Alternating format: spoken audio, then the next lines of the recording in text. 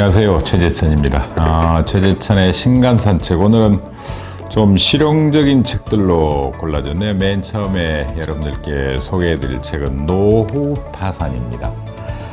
대단히 일본식 조라는 느낌 들죠? 노후 파산, 그렇습니다. NHK 스페셜 제작팀이 지은 책인데요. 일단 다큐멘터리로 방송을 하고 작가가 다시 그것을 방송에 출연했던 이야기를 쉽게 편하게 이렇게 책으로 엮었습니다. 되게 BBC도 이런 일 많이 하잖아요. NHK가 물론 BBC를 모델로 했습니다만 BBC도 다큐멘터리 하고 책으로 내고 NHK도 다큐멘터리 방송하고 책으로 내고 이런 식으로 많이들 합니다. 노후에 파산된 사람들의 이야기입니다. 그러니까 고독사나 일본에 그렇죠, 수많은 혼자 죽어가는 사람들 있잖아요. 노후에 절망적인 상태의 빈곤에 시달리다가 스스로 삶을 마감하거나 정말 누추하게 인생의 말년을 보내는 그런 일본판 보고서입니다. 화제의 다큐멘터리였고 일본 열도, 일본은 쭉 섬으로 된 나라라서 열도라는 단어 되게 좋아하잖아요. 일본 열도를 뒤흔든 충격의 베스트셀러였다, 이런 설명문을 단 책입니다. 노후 파산이란, 이 책은 이렇게 설명합니다. 식주 모든 면에서 자립 능력을 상실한 노인의 비참한 삶. 근데 문제는 늘 우리한테 견주어 봐야 되잖아요. 사실 저는 이 책을요, 어느 대기업에 다니는 임원분에게 소개를 받았습니다. 이미 책이 나오기도 전인데, 한국에 번역되기도 전인데 곧 번역이 될 예정인 일본의 노후 파산이라는 책이 있습니다. 자기들은 회사에서 그걸 일부 압축을 해줘서 기업의 비전으로 삼기 위해서 압축본을 봤는데 너무 재밌습니다. 그래서 어느 날 그걸 기억을 해놨다가 신간 안내편을 보니까 이 책이 나와서 그랬습니다. 바로 구입을 했습니다만, 노인들이 정말 하루에 일본 돈으로 천엔, 우리 돈으로 10,000원 가지고 새끼를 때웁니다. 그러니까 찬 국수 사다가 말아먹어요. 돈이 없으니까요. 그리고 아파도 병원에 가지 못해요.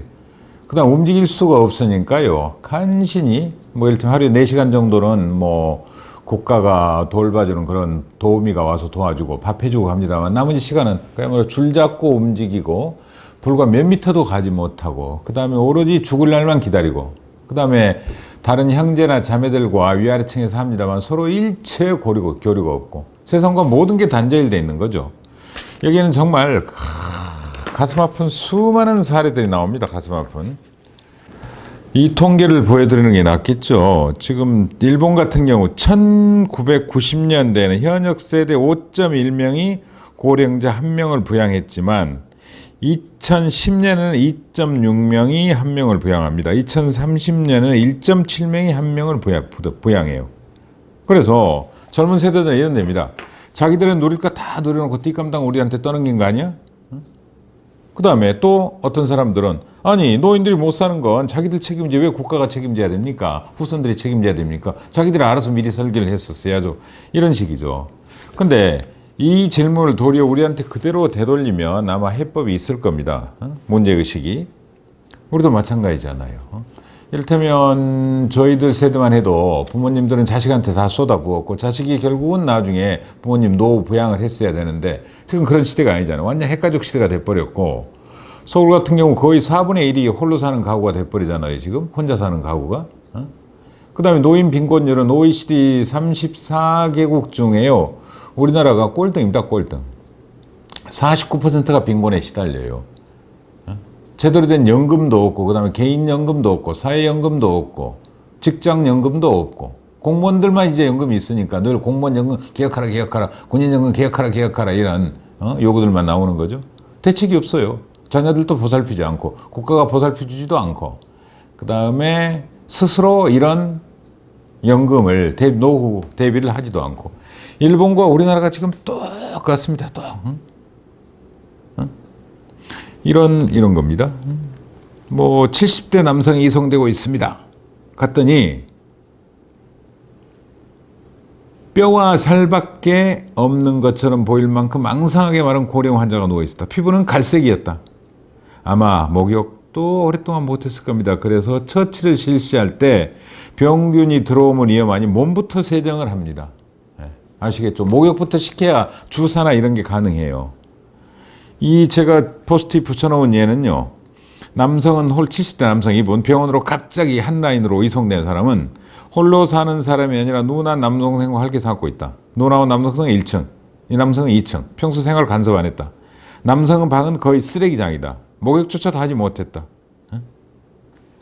그러니까 가족과 함께 살더라도 대화조차 하지 않은 실질 독거 고령자가 늘고 있고, 그 다음에 더구나 혼자 사는 사람들은 아예 많고요. 그 다음에 이 쭉 나옵니다. 이제 나중에 시설로 가는 거죠. 시설엔들 지금 제대로 살 수 있겠습니까? 여기서 제대로 방치되고 있고, 그 다음에 도시에만 노인들이 몰려있고 그러느냐. 농촌은 자기들만의 공동체가 있으니까 함께 모여서 사이좋게 잘 돌보고, 이를테면 대한민국 TV에 나오는 것처럼 마을 회관에 모여서 함께 밥을 먹고 이렇게 사느냐. 그렇지 않습니다. 일본도 이제는요. 일본도 이제 농업의 생산성이 계속 떨어지고 비료값, 기계값 생각하면 적자고, 그 다음에 이분 같은 경우는 한국 돈으로 60만 원 정도 조금 넘는 국민연금으로 지금 농업을 하고 있는데, 아내가 치매에 걸리고 아내를 특별요양노인 복지시설에 입주시키고 그걸로 복지시설 비용 일부 대고, 그렇게 하면 자기는 아무것도 돈이 없는 겁니다. 아무것도 없는 거예요. 그래서 농촌에 산다고 그래서 농촌은 집도 있고 뭐 건강하게 움직일 것도 있고 이래서 하는데, 그렇게도 생각하는데 전국 각지에서 전원 풍경이 사라지고 있고 더 이상 희망이 없어진다는 겁니다. 그래서 우린 지금 늘 지난번 어느 일본 책 소개하면서도 강조드렸습니다만, 우린 생산 가능 인구가 줄고 있어요. 생산 가능 인구. 15세에서 65세까지가 일을 해서 뭔가 생산을 만들어내는, 결과를 만들어내는 인구인데요. 우리 지금 불과 얼마입니까? 1.18명 낳잖아요.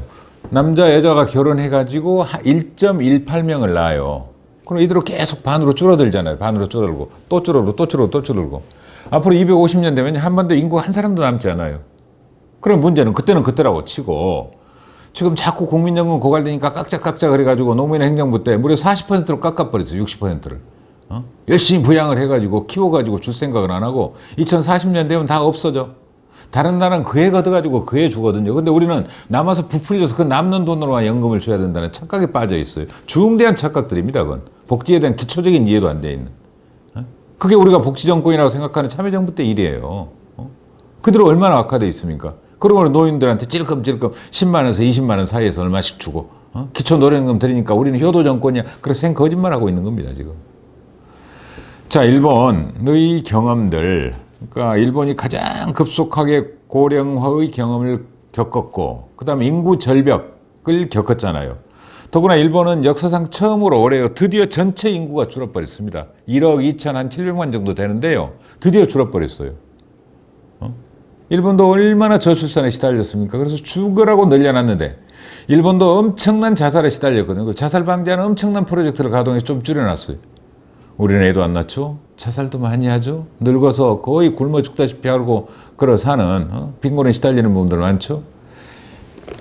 다행히 제가 이 책을 어느 대기업 임원의 소개로 다행히 알게 돼서 읽었습니다만, 이런 중요한 문제들을 자꾸 우리는 외면하고 미룹니다. 일본보다 훨씬 더 출산도 적게 하고 일본보다 훨씬 더 일자리도 없고, 드디어 올 2월달 일본보다 우리가 실업률이 높아졌어요. 일본 비아냥거리니까 언제입니까? 자살, 그렇죠? 저출산, 그 다음에 노후 파산, 고독사, 이런 것들이 다 우리의 현실이라면 정말 고도의 정책적 결단, 그리고 국가에만 또 기댈 것도 아니고 기업과 지자체와 개인과 가족들이 머리를 맞대는 그런 새로운 전략이 필요하다는 말씀을 드리겠습니다.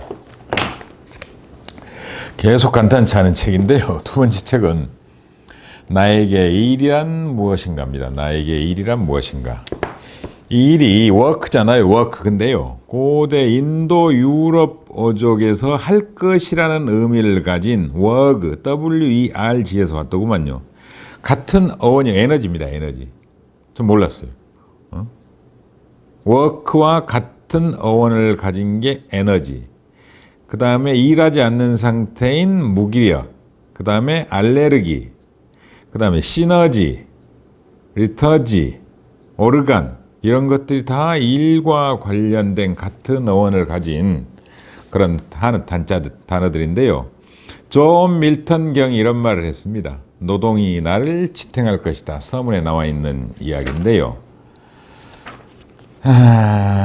이 책은 이런 겁니다.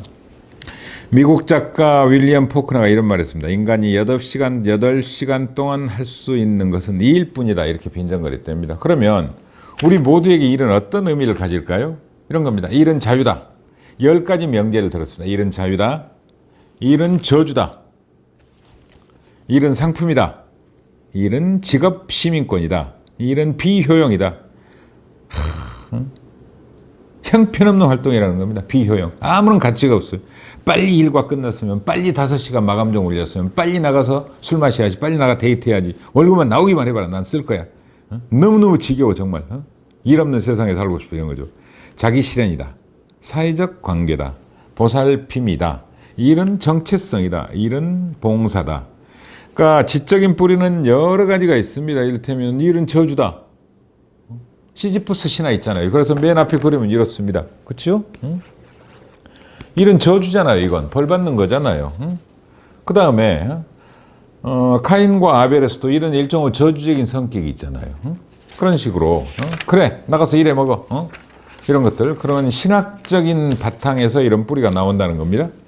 일은 자유다. 이건 당연히도 서구 리버럴리즘이겠죠. 일은 상품이다. 이건 자본주의적 개념이죠. 일은 시민권이다. 이건 근대 시민권 이론이겠고, 일은 비효용이다. 이건 공리주의와 경제학적 관점이고, 일은 보살핌이다. 타인을 돌보고 부양하는 데 필요한 육체적, 인지적, 감정적 노력이란 여성주의. 일은 정체성이다. 이건 심리학, 사회학, 철학. 이런 식으로 일에 대한 10가지 명제를 쭉 내걸고요. 그 다음에 일에 대해서 논리, 재미있는 시, 그 서양책 특징이 있잖아요. 장절 넘어갈 때 멋진 문장이나 멋진 시나 찾아내는 거. 이 책에 나와 있는 일과 관련된 그 뭐라 할까요? 명제들은 정말 재밌고 품격 있는 명제들입니다. 이를테면 일은 상품이다. 여기서는 누구를 내걸어야 되겠어요? 당연히 막스겠죠. 그렇습니다. 우리 생각대로. 노동력은 임금 노동자가 자본가에게 판매하는 상품이다. 노동자는 생계를 유지하기 위해 자기 노동력을 팔아야만 한다. 칼 마르크스 말을 해놨습니다. 한국도 일 많이 하기로 유명하잖아요. 전 세계에서 멕시코 다음으로 선진국의 34개국 중에 선진국이라는 두 번째로 일을 많이 하는데 여기도 한국 나와요. 당연히. 한국에서 일은 유교적 가치에 기반하고 있다. 그래서 원래는 가족의 그런 충성과 효를 다했는데 이런 것들이 새로운 구조와 산업환경 집단으로 넘어갔다는 겁니다. 그래서 가부장제 집단이요. 가부장제주의가 기업 오너한테 가버려요. 이해되시죠? 기업에 충성을 다하고 기업 오너를 자기 아버지처럼 존중해버리는 겁니다. 다시 말해서 가족을 위해 하던 일이 기업 가족을 위해서 하는 일로. 그래서 자기 가족을 명예를 위해서 노력하는 것처럼 실추된 회사의 명예를 회복하기 위해서 노력을 해요. 심지어 자살을 해요. 특히 일본 대표적인 사례 아닙니까? 이제 한국은요, 전 세계적인 상황, 일반 혹은 특수한 상황에 놓입니다. 최근에 또 제가 주말에 읽은 책 중에도 한국이 또 예로 들려 나와요. 그러니까 이제 바로바로 번역되는 책들 보면요, 한국 사례들이 어마어마하게 나옵니다. 한국을 모델로 쓴 책들이 아니더라도. 특히 게임이나 이런 경제 발전이나 이런 가부장제주의나 그다음에 여성에 대한 차별이나 자살이나, 죄송한데요, 좀 더 부정적인 이야기들이 많이 나와요. 우리 반성해야 돼요. 그다음에 이런 겁니다. 제가 존경하는 이슬람 철학자 룸이라고 있습니다. 아프가니스탄에 태어나서 터키에서 돌아가신 그분의 그 다문이나 수피즘에 입각한 시들은 아주 좋잖아요. 룸이가 쓴 13세의 시는 이렇습니다. 부활하는 날 하느님은 말씀하실 것이다. 여기서 하느님은 똑같은 신입니다. 기독교와 이슬람이 갈라지기 이전의. 너에게 준 힘과 기운, 지상 음식으로 너는 무엇을 했는가? 너는 너의 눈을 어떻게 사용했는가? 너의 오감이 흐릿해지고 사라져가는 동안 너는 무엇을 만들었는가? 나는 너에게 씨 뿌릴 털을 닦도록 팔과 다리를 주었다. 내가 전해준 건강한 몸으로 너는 밭을 일구었는가? 그러니까 소명 혹은 의무, 이렇게 되는 겁니다. 이슬람에서의 노동도요. 꼭 한번 보시길 바라고요. 제가 선생님이라면 이거 교과서로 쓰고 싶었어요. 그리고 이걸 가지고 저 옛날 시간 강사하던 버릇 나옵니다. 대학에서 가르치던 리포트 내주고 싶은 그런 거대한 욕망이 사실은 실라졌습니다. 그 다음에요, 왜 우리는 집단에서 바보가 되었는가입니다. 우리가 너무 편견에 사로잡혀 있어요. 기업을 혁신하고 개혁하는데 어마어마한 편견에 사로잡혀 있다는 겁니다. 이건 독일발 경영학 책이에요. 우리나라 번역되는 게 되게 이제 미국 책이 90% 번역되고 프랑스 경영학 서적이나 일본 경영자들 책들이 번역이 되는데요. 우리나라 독일 책 경영학 책 번역된 건 결코 흔치 않는 것 같아요. 그런데 이 책의 논리는 이렇습니다. 자, 15% 정도 여유를 줘라요. 빡빡 갈구지 말고 15% 여유를 주면 된다 이겁니다. 이를테면 이런 예를 드는 게 좋을 겁니다. 학교 생활에 잘 적응하지 못하는 아이의 부모는 가장 먼저 무엇을 살필까? 성적표다. 그리고 문제의 원인을 정확히 찾는 게 아니라 당장 눈에 보이는 것부터 트집을 잡는다는 겁니다. 이게 기업도 똑같다는 거예요. 이를테면 아이가 게을러요. 그럼 동기를 부여해주자. 아이가 의지가 박약하며 버릇이 나쁘다. 그러면 엄하게 벌을 주자. 아이가 학교 수업을 잘 따라가지 못한다. 그럼 과외를 시키자. 아이가 아프다. 의사한테 데려가자. 아이가 정서장애를 보인다. 그럼 심리치료를 받게 하거나 과다행동장애에 처방되는 향정신성 의약품을 주자. 아이가 학교에 따돌림을 당한다. 그럼 교수한테 가서 항의하자. 이런 편집증적 태도가 아이를 망치게 되는데요. 기업도 똑같다는 겁니다. 문제가 있어? 그럼 영업직 교육을 강화시켜. 그래? 그럼 일을 늦게까지 더 시켜. 야근을 시켜. 이런 식이죠. 그 다음에 정밀진단 받아보자. 컨설팅 업체한테. 이런 식으로 좀 더 정밀하고 여유롭게 하나하나 살펴보는 게 아니라 즉흥적으로 대응하고 즉자적인 논리로 달려든다는 겁니다. 그래서 이 책의 장점은요. 우리가 지나치게 미국식 경영 논리, 이를테면 가장 극단적으로 시테크하고 뭐든지 앞서야 되고 새로운 분야에 진출해야 되고 위험을 감수해야 되고 스타트업을 해야 되고 이런 논리들을 주고 미국식 경영 논리라면 이것은 도리어 그런 것들이 망치는 거다. 그런 편견에서 벗어나자 합니다. 반대로 생각해보자. 거꾸로 생각하기입니다. 그 다음에 맨 마지막으로 이제 조금 여유로운 책입니다. 세상에서 가장 자유로운 도시 암스테르담입니다. 암스테르담이 전 왜 유명해졌는지 이 책 보고 알았습니다. 암스테르담이요. 1345년에 기적이 일어납니다. 한 노인이 집에서 죽음을 맞고 있어요. 그래 마지막 성체성사를 받았어요. 입에 이제 빵이 들어갔겠죠. 그때 노인네가 구역질을 했는데 이게 녹지 않고 튀어나온 거예요.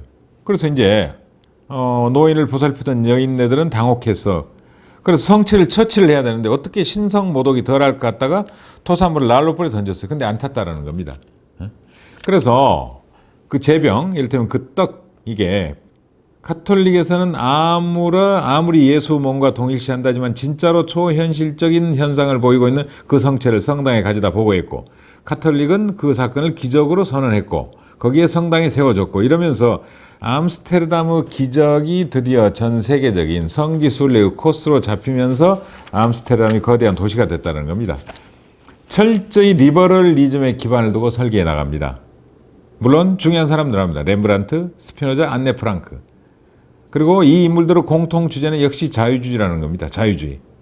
그 다음에 이제 잘 알려진 사람들은 아니지만 이곳에서 꼽힌 자유주의와 운명 공동체로 묶여있는 사람들. 이 사람들도 이 책에 나옵니다.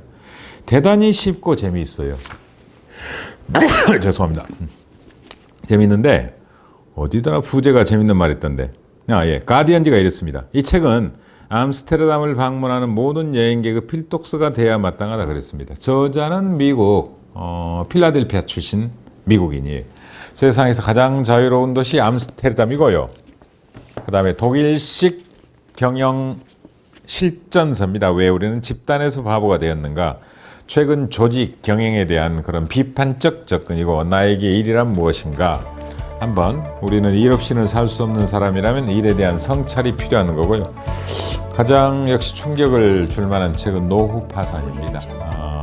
특히 공무원들, 그 다음에 기업의 경영자들 꼭 좀 읽었으면 좋은 책이 노후 파산이라는 말씀드리면서 오늘 시간 마치겠습니다. 고맙습니다.